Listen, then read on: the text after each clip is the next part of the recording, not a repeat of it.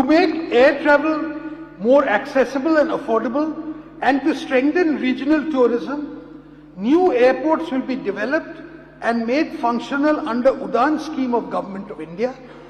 Such new airports will be set up in Purulia, Balurghat and Malda. The existing airport at Kuch Bihar will be expanded. I propose an allocation of 10 crore for this purpose in the current financial year. The state government will provide 25 acres of land to Hashimara Air Force Station and 37 acres of land to Kalaikunda Air Force Station for expansion and forward development of these strategic facilities. Kolkata Airport is facing significant passenger congestion and there is a need for having second airport in Kolkata to boost regional economy. The government will identify 1,000 to 1,500 acres of land near Kollani to set up a new greenfield airport near Kolkata.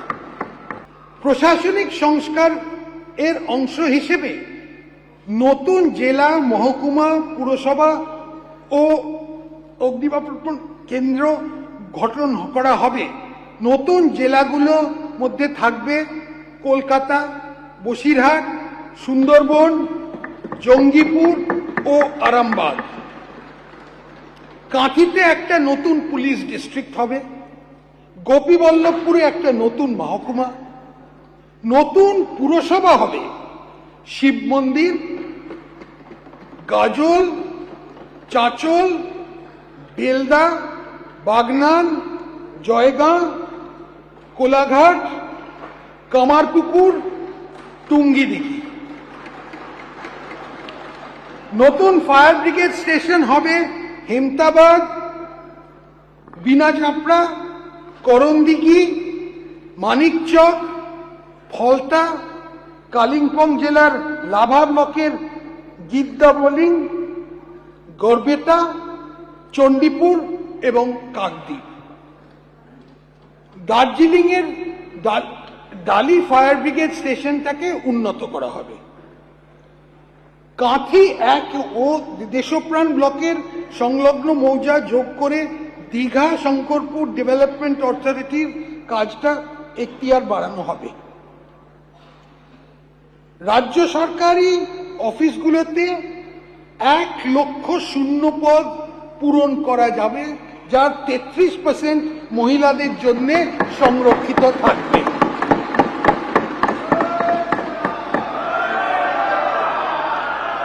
এই শূন্য পদগুলোর মধ্যে 20,000 police বিভাগ, 50,000 শিক্ষক, অধ্যাপক অশিক্ষক কর্মী, 1,000 eastern frontier rifles এবং বাকি অনেক সরকারি নিয়োগ করা হবে। যেখানে প্রযোজ্য সেখানে 10% অগ্নিবীরদের জন্য সংরক্ষিত থাকবে।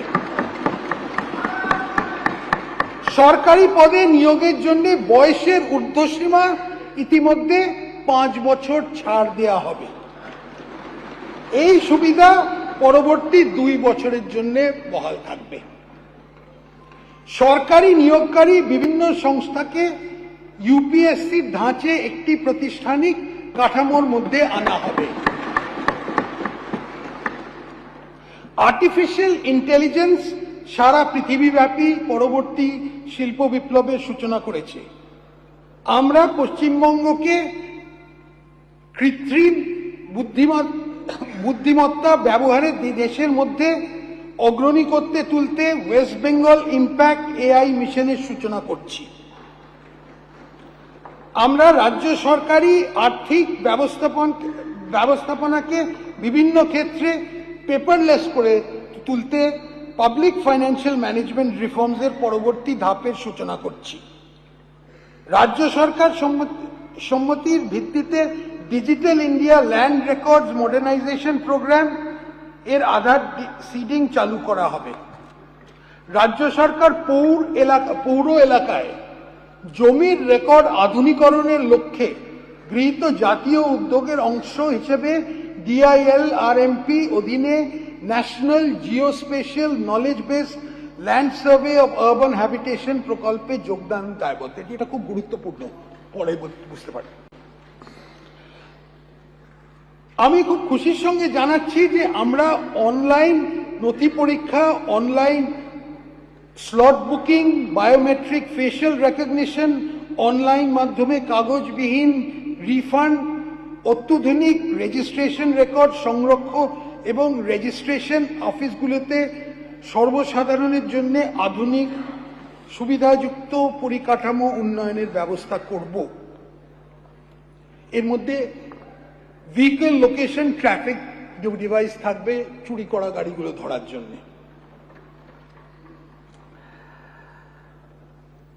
পাথর, বালি, গ্রানাইট এবং অন্যান্য মাইনার খনিজের আইনসঙ্গত খনন নিশ্চিত করতে মাইনার খনিজের সকল মুলতবি হওয়া অকশন, ই অকশন সিস্টেমের মাধ্যমে কেন্দ্রীয়ভাবে করা হবে।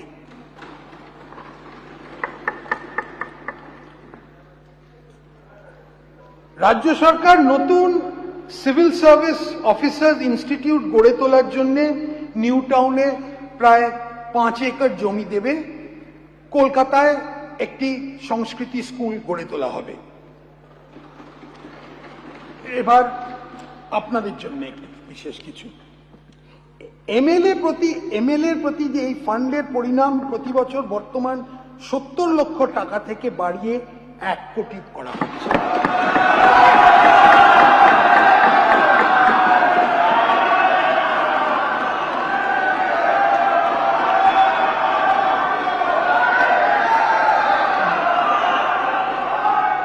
দক্ষিণ 24 পরগনায় ফলতা এলাকাকে একটা মডেল হিসেবে গড়ে তোলার পরিকল্পনা নেওয়া হচ্ছে। ফলতা মডেল হয়তো